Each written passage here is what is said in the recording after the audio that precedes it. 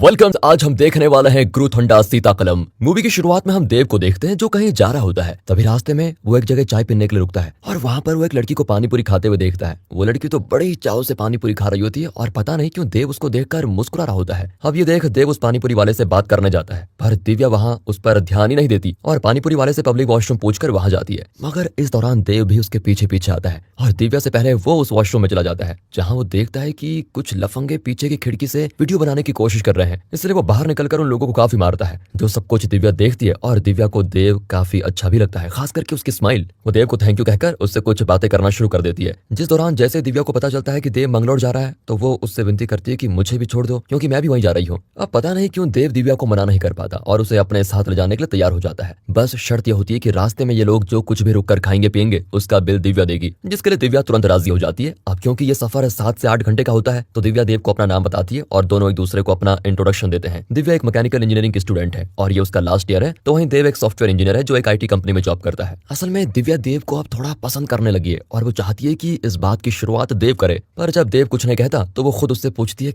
क्या तुम्हारी कोई गर्लफ्रेंड है? मुझे तो लगता है नहीं होगी क्योंकि तुम मुझे काफी डिसेंट लगते हो। देव उससे कहता है कि डिसेंट लोगों की गर्लफ्रेंड नहीं हो सकती क्या? जानती हो मैं जब हाई स्कूल में था पहली बार उस वक्त ही मुझे एक लड़की से प्यार हो गया था। देव के मुंह से ये सुनते ही दिव्या कहती है, प्लीज मुझे अपनी कहानी सुनाओ ना, सफर और भी मजेदार होगा। फिलहाल देव भी इसी मूड में होता है, वो अपनी कहानी सुनाना शुरू कर देता है और इसी के साथ कहानी जाती है फ्लैशबैक में, जहां हम स्कूल वाले देव को देखते हैं। दरअसल उस वक्त देव का एक दोस्त हुआ करता था जिसका नाम प्रशांत था। देव और प्रशांत हमेशा ही एक दूसरे के साथ रहते थे और दोनों एक दूसरे की काफी मदद भी करते थे और मस्तियां भी करते थे, लेकिन पढ़ने में दोनों कुछ खास अच्छे नहीं थे। बाकी स्कूल के ज्यादातर बच्चों की तरह प्रशांत भी ट्यूशन जाया करता था। वहाँ गीता नाम की एक लड़की आया करती थी जिसे देव का दोस्त प्रशांत काफी पसंद करता था, लेकिन उसने एक बार भी गीता के सामने ये बात नहीं रखी क्योंकि गीता फर्राटेदार इंग्लिश बोलती थी और प्रशांत के साथ देव को भी कभी इंग्लिश समझ में नहीं आती। फिर भी अपने दोस्त के लिए देव थोड़ा इंग्लिश में बात करने की कोशिश करता है और गीता से बात करने के लिए जाता है, जिस दौरान गीता उसे साफ मना कर देती है और कहती है कि मेरा पहले से बॉयफ्रेंड है। वैसे ये बात उसने इंग्लिश में बोली होती है तो देव उसके कहने का मतलब समझने क्लास की टॉपर के पास जाता है जिसका नाम कुमाली होता है। फिर वो उसे गीता की कही बात का मतलब बता देती है। अब इसी बीच देव जब कुमाली को बिना चश्मे के देखता है तो उसे कुमाली से प्यार हो जाता है। अब क्योंकि देव ने प्रशांत की मदद की होती है तो प्रशांत भी गीता के साथ मिलकर देव और कुमाली की मीटिंग फिक्स करवाता है, जिस दौरान कुमाली देव से कहती है कि जब मैं छोटी थी तो मेरे पापा गुजर गए थे और तब से माँ ने ही मुझको बड़ा किया है, जिन्हें मैं कभी दुखी नहीं देखना चाहती हूँ और उन्हें लव मैरिज से सख्त नफरत है, इसलिए मैं किसी से प्यार नहीं कर सकती। मतलब कि उसने देव के प्यार को ठुकरा दिया था और उसकी इस बचपन वाले प्यार की कहानी को सुनकर दिव्या अब काफी हंसती है। वो कहती है, तो ये था तुम्हारा पहला प्यार? इसके बाद जाहिर है तुमने कॉलेज में भी फिर कुछ ऐसा नहीं किया होगा। देव हंसते हुए कहता है कि जानती हो कॉलेज के दिन बहुत ही सुहाने थे और उस दौरान मैं अपने प्यार को दूसरा मौका न दूं, ऐसा भला कैसे हो सकता है? आगे देव दिव्या से अपने कॉलेज डेज के बारे में बताना शुरू करता है। वैसे रॉकर्स, आप ज्यादातर किस वक्त को मिस करते हो, स्कूल डेज या फिर कॉलेज डेज को? बाकी रही मेरी बात तो मुझे तो भाई स्कूल के दिन बहुत ज्यादा याद आते हैं अभी भी, और मेरे तो बगल में स्कूल है तो मैं कभी भी वहाँ पर जाया करता हूँ और यादें अपनी ताजा कर लिया करता हूँ। बाकी आप बिंदास खुल के बताओ आपका प्यार कौन था और प्यार सेटिंग हो पाया या नहीं, कमेंट करके बताइएगा।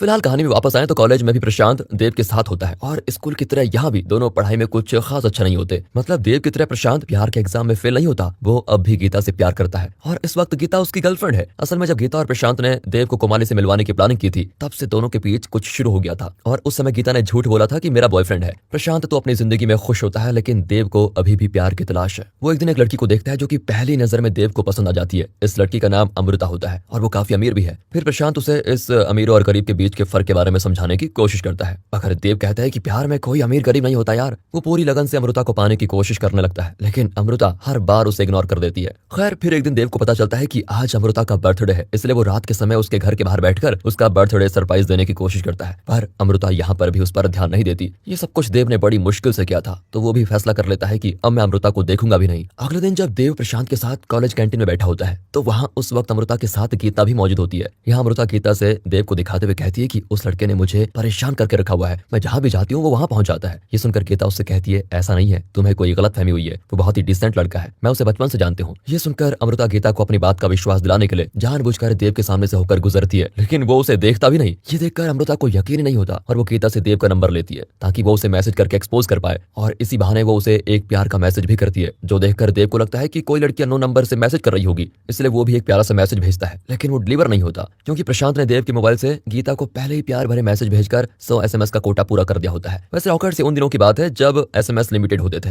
यानी कि व्हाट्सएप फेसबुक नहीं था, जो था बस SMS था जो कि हर रोज 100 मिलते थे और जब 100 पूरे हो जाते तो समझो अगले दिन का वेट करना पड़ता। फिलहाल देव भी अभी बड़ी ही बेसब्री से 12 बजने का इंतजार करने लगता है ताकि वो मैसेज का कोटा दोबारा आ जाए, लेकिन उससे पहले देव को गीता को कॉल आता है जो उसे बताती है कि तुम्हें आज जो मैसेज आया था वो एक लड़की ने भेजा है और मैं मैंने ही उसे तुम्हारा नंबर दिया है। ये सुनकर तो देव फूला नहीं समाता, क्योंकि इससे पक्का हो जाता है कि वो लड़की 12 बजते ही दोबारा मैसेज करेगी। लेकिन देव अमृता को मैसेज करता है, जिन दोनों में काफी बातें होती है और आखिर में अमृता को देव की बातें काफी डिसेंट लगती है, इसलिए वो देव से कहती है कि मैं तुमसे मिलने आऊंगी कल। जिस बात से देव काफी खुश होता है, जैसे मानो बिना मांगे उसको सब कुछ मिल गया हो। इसलिए वो अगले दिन वहां पहुंचता है, जिसे जब पता चलता है कि वो रात भर अमृता से बातें कर रहा था तो उसकी खुशी दुगनी हो जाती है। अमृता साथ ही देव को प्रपोज भी कर देती है, जिसके जवाब में देव को हाँ कहना ही होता है और यहाँ दोनों की प्यार की होती है शुरुआत। और इस तरह से कॉलेज के दिन भी खत्म हो जाते हैं। अब देव एक इंटरव्यू देने जाता है, जहाँ वो हर सवाल का जवाब गलत दे रहा होता है, लेकिन उन लोगों को लगता है कि देव टाइम के साथ सब कुछ सीख जाएगा और उस वक्त IT जॉब्स यहाँ पर नहीं थी, इसलिए वो देव को 22,000 रुपए महीने में जॉब दे देते हैं, जो बात वो कॉल करके तुरंत अमृता को बताता है। फिर इस दौरान अमृता की माँ उससे देव और उसकी नौकरी के बारे में पूछती है, तो उन्हें जब देव की सैलरी के बारे में पता चलता है तो वो अमृता से कहती है कि बेटा जब तुम शॉपिंग करने जाती हो तो 1 लाख से कम का तो तुम मानती नहीं, सारी उम्र तुम रानी की तरह रही हो, भला इतने कम पैसों में उस लड़के के साथ कैसे रहोगी। मैं तुम्हें कुछ भी नहीं कहूंगी, तुम अपनी मर्जी से फैसला कर सकती हो, मगर थोड़ा प्रैक्टिकल होकर सोचना और एक बार अपनी जिंदगी को उस लड़के के साथ इमेजिन कर लेना। अमृता अपनी माँ की बात तो सुन लेती है, लेकिन वो अभी भी बहुत कंफ्यूज्ड है। फिलहाल देव इस जॉब को ज्वाइन करने बैंगलोर जाता है, इसलिए वो अमृता से वादा करता है कि मैं तुमसे हर हफ्ते मिलने आऊंगा। बाकी ये जॉब मैंने सिर्फ इसलिए ली है ताकि मैं तुम्हारे फ्यूचर के लिए पैसे बचा सकूं। वहां मैं दोनों शिफ्ट्स और ओवरनाइट वगैरह सब कुछ करूंगा। उसकी ये बातें सुनकर अमृता देव को एक मौका देने का फैसला करती है और फिर देव बैंगलोर आ जाता है। कॉलेज से बाहर निकलते ही उसे एहसास होता है कि असली जिंदगी क्या होती है यार, पर उसके पास अमृता नाम की उम्मीद होती है, इसलिए वो दिन रात मेहनत करता है। यहाँ जिस कंपनी में वो जॉब करता है वहां पर प्रशांत और गीता भी जॉब करते हैं। पैसे सेव करने के लिए देव को प्रशांत के साथ ही रहना पड़ता है। फिर समय के साथ साथ देव एक सस्ती कार भी खरीदता है ताकि इसमें वो अमृता को घुमा पाए। यहाँ पर देव की मुलाकात निधि से होती है, जो कि गीता की टीममेट है। निधि, गीता, प्रशांत और देव अक्सर ही मिला करते हैं। अब इस दौरान गीता और प्रशांत वैलेंटाइंस के बाद एक पार्टी करने का प्लान बनाते हैं, क्योंकि उनके रिश्ते को 7 साल का समय पूरा हो चुका है। इस पार्टी में देव तो आएगा ही, साथ ही वो निधि को भी बुलाते हैं, मगर ये पार्टी तो वैलेंटाइंस डे के बाद ही होगी, क्योंकि वैलेंटाइंस डे पर देव अमृता से मिलने हैदराबाद जाएगा। वो अमृता से मिलने वैलेंटाइंस डे पर जाता है, जहाँ दोनों केक काटते हैं और अमृता देव के साथ उसकी गाड़ी में जाने के बजाय अपनी महंगी गाड़ी से देव को चलने के लिए बोलती है, जो बात देव को थोड़ा बुरी लगती है, लेकिन वो अमृता से कुछ भी नहीं कहता। फिर रास्ते में अमृता देव को एक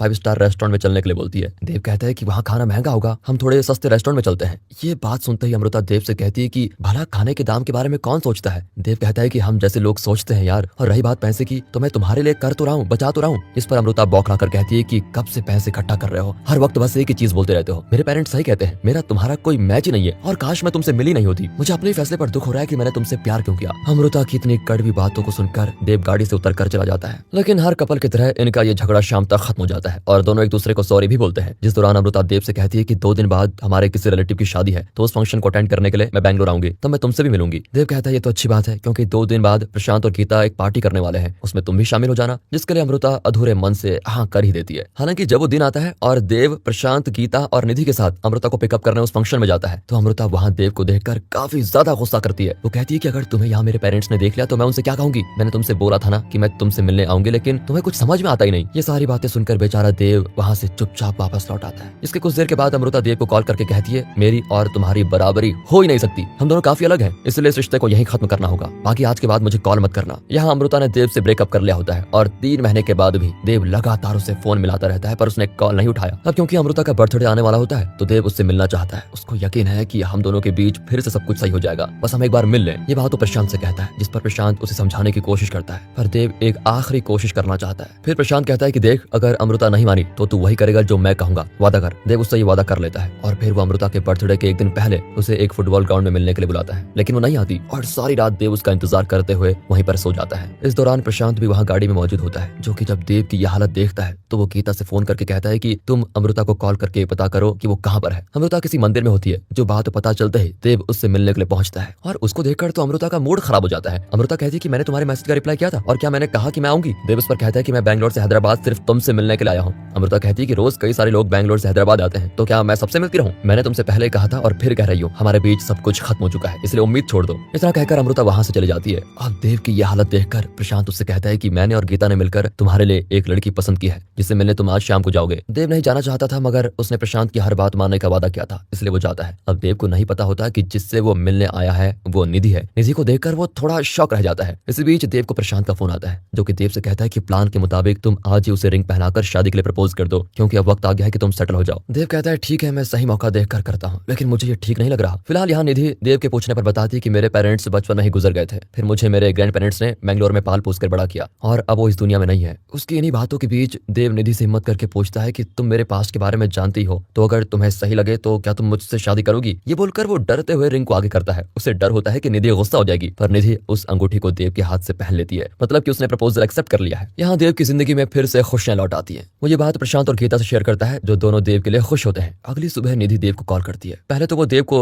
नींद से उठाने के लिए माफी मांगती है, फिर कहती है कि मैं तुम्हें पिक करने के लिए आऊंगी, ठीक है, हम दोनों साथ में ऑफिस जाएंगे। प्रशांत ये सुनकर देव को छेड़ने लगता है। इस पर देव कहता है कि यार उसने मुझे नींद से जगाने के लिए सॉरी बोला, क्या ऐसी भी लड़कियां होती है? प्रशांत कहता है कि हाँ लड़कियां ऐसी होती है, लेकिन मैं तेरे जैसे किस्मत वाला कहा। निधि देव का काफी ख्याल रखने लगती है और वो उसको पिकअप भी करती है, उसके लिए लंच बनाकर लाती है, उसके साथ लंच भी करती है और फिर वो देव को उसके घर तक छोड़ने भी जाती है। लेकिन वो चाहती है कि देव उसके साथ इस छोटी सी कार में बैठकर बातें करे, जिसकी ये मर्जी सुनकर वो गाड़ी से उतरता ही नहीं और निधि उससे काफी देर तक बात करती है। जिसके बाद उसे भूख लगती है तो वो देव के साथ पानी पूरी खाने जाती है, क्योंकि निधि को पानी पूरी बहुत पसंद है। देव रात को उसे पानी पूरी खिलाकर लाता है, पर अब भी निधि का बातों से मन नहीं भरा, इसलिए देव गाड़ी में रुकता है। जिस दौरान निधि उससे बताती है कि मेरे ग्रैंड पेरेंट्स का मैंगलोर के एक छोटे से आइलैंड में घर है और मैं उसके सामने एक दूसरा घर बनाना चाहती हूँ। ये सब बात करते हुए सुबह हो जाती है, जिस बीच देव बेचारा वहीं सो जाता है। निधि अब देव का बर्थडे सेलिब्रेट करती है, जिस दौरान देव की आंखों में उसका इतना प्यार देखकर आंसू आ जाते हैं। देव निधि से पूछता है कि तुम्हें मेरे पास्ट के बारे में पता था, फिर भी तुमने मेरा प्रपोजल क्यों एक्सेप्ट किया? निधि कहती है कि अमृता ने तुम्हारे साथ कई बार बुरा बर्ताव किया, मगर फिर भी तुमने अपना पेशेंस नहीं खोया और हर वो कोशिश की कि उसका और तुम्हारा रिश्ता बच जाए। जानते हो मैं बचपन से अकेली रही हूँ और मुझे तुम्हारे जैसा एक जीवन साथी चाहिए। निधि की ये बातें सुनकर देव उसे गले लगा लेता है, लेकिन अगली ही सुबह अमृता का कॉल आता है, जो देव के जन्मदिन पर उससे मिलने के लिए बैंगलोर आई हुई है। ये सुनकर देव इस बारे में निधि, प्रशांत और गीता से बताता है, जहाँ गीता और प्रशांत तो उसे मना कर देते हैं, लेकिन निधि कहती है कि तुम्हें अमृता से मिलने जाना चाहिए। वो कहती है कि तुम जाओ, मुझे बिल्कुल भी बुरा नहीं लगेगा। अब निधि की बात मानकर देव अमृता से मिलने जाता है, जो केक लाकर उसका बर्थडे सेलिब्रेट करती है। फिर वो देव से अपने केक के लिए माफी मांगती है,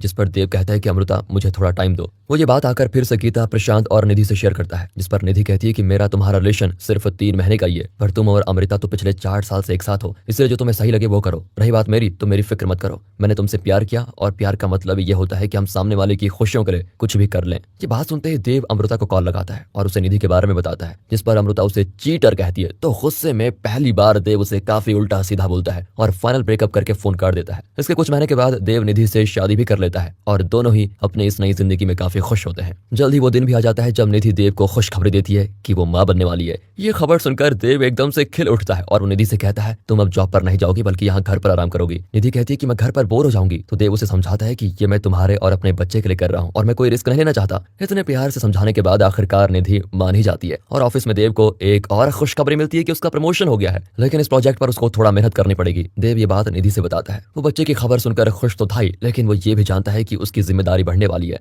इसलिए वो दिन रात काम में खुद को डुबो देता है। कभी कभी उसे घर आने में लेट हो जाती है, पर वो निधि को जवाब नहीं देता। निधि भी जानती है कि देव ये सब कुछ हमारे लिए ही कर रहा है, पर निधि को ये नहीं चाहिए। वो चाहती है कि देव उसके साथ टाइम बिताए, इसके बदले वो थोड़े पैसों में एडजस्ट करने को तैयार है। यही बात वो देव के गले लगकर कहती है, जिस पर देव उससे वादा करता है कि मैं अब तुम्हारे साथ ज्यादा वक्त रहूंगा। वो अगले दिन जाकर अपने सीनियर से बोल देता है कि सर मुझे ये प्रमोशन नहीं चाहिए, और अब वो निधि के साथ ज्यादा टाइम स्पेंड कर पाता है। मगर इनकी ये खुशियां ज्यादा दिन तक नहीं टिकती, क्योंकि एक दिन अचानक निधि का मिसकैरेज हो जाता है, जिस दौरान डॉक्टर देव से निधि के कुछ टेस्ट करवाने के लिए बोलती है। टेस्ट करवाने के बाद डॉक्टर बताती है कि निधि को स्टेज 3 का कैंसर हो गया है, जिसके कारण ही ये हुआ। बाकी इलाज से हो सकता है निधि की जान बच जाए, इसलिए हमें तुरंत इलाज शुरू कर देना होगा। कैंसर का नाम सुनकर निधि और देव के पैरों तले जमीन खिसक जाती है, पर अब भी उन्हें उम्मीद है कि दोनों इससे मिलकर इस परिस्थिति का सामना कर पाएंगे। लेकिन ये इतना आसान नहीं होता। इलाज के दौरान एक वक्त ऐसा भी आता है जब देव को खुद निधि के बाल काटने पड़ते हैं। उसकी तबीयत दिन ब दिन खराब होती जाती है। डॉक्टर कहता है कि कैंसर सेल्स उसके पूरे शरीर में फैल गए हैं, इलाज से अभी तक उसे कोई फायदा नहीं हुआ है। ये बात सुनकर देव बहुत दुखी होता है, पर वो निधि से कहता है कि चिंता मत करो, तुम ठीक हो रही हो। हालांकि निधि भी अपनी कंडीशन जानती है। वो देव से कहती है कि मैं इस हॉस्पिटल के बेड में तड़पते हुए नहीं मरना चाहती। जो कुछ दिन बचे हैं मेरी जिंदगी के वो मैं तुम्हारे साथ बिताना चाहती हूँ, इसलिए मुझे घर ले चलो। देव निधि की इस बात को टाल नहीं पाता और उसको लेकर घर आ जाता है, जहाँ अपने आखिरी समय में निधि देव से माफी मांगती है, क्योंकि वो देव को बीच रास्ते में छोड़कर जा रही है। दोनों ने साथ में बूढ़े होने का सपना देखा था, पर ये नहीं हो पाया। निधि देव से कहती है कि मुझसे एक वादा करो कि मेरे जाने के बाद इस स्माइल को हमेशा अपने चेहरे पर रखोगे। मुझे तुम्हारी मुस्कुराहट बहुत ही पसंद है और जब जब तुम मुस्कुराओगे तब तब मुझे अपने पास महसूस करोगे। देव उससे वादा करता है कि मैं ऐसा ही करूंगा, और इसी के साथ निधि की मौत हो जाती है। और अब प्रेजेंट में देव दिव्या को निधि की कब्र के पास लेके आता है और कहता है कि तुम निधि से मिलना चाहती थी, लो मिल लो, यही है मेरी निधि। आगे देव कहता है कि निधि जानती हो, दिव्या बिल्कुल तुम्हारी तरह है, उसे तुम्हारी तरह गोलगप्पे खाना पसंद है और साथ ही तुम्हारी तरह ये बिना रुके पूरे दिन भर खा सकती है। आज इसे देखा तो तुम्हारी याद आ गई, शायद यही वजह थी कि मैंने इस लड़की के सामने अपनी जिंदगी के सारे सपने खोल कर रख दिए। इस पर दिव्या देव से पूछती है कि आप इतने सब कुछ होने के बावजूद मुस्कुरा कैसे लेते हो। देव कहता है कि जानती हो, निधि को मेरी स्माइल बहुत ही अच्छी लगती थी। उसके जाने के बाद जब मेरा रोने का मन करता था तो मैं उसे याद किया करता था कि निधि को मुझे रोते हुए देखना बिल्कुल पसंद नहीं था। ये समझ लो, यहाँ निधि नहीं बल्कि मैं दफन हूँ, और जो तुमसे मुस्कुराकर बात कर रहा है वो मैं नहीं बल्कि खुद निधि है। इसके बाद देव दिव्या को उसके घर लेकर जाकर छोड़ देता है, जिस दौरान हमें पता चलता है कि देव ने निधि को उसी आइलैंड में बरी किया था जहाँ उसके ग्रैंड पेरेंट्स का घर था, क्योंकि वो यही चाहती थी। इधर दिव्या जाने से पहले देव से सवाल करती है, क्या तुम अभी किसी से प्यार नहीं करोगे?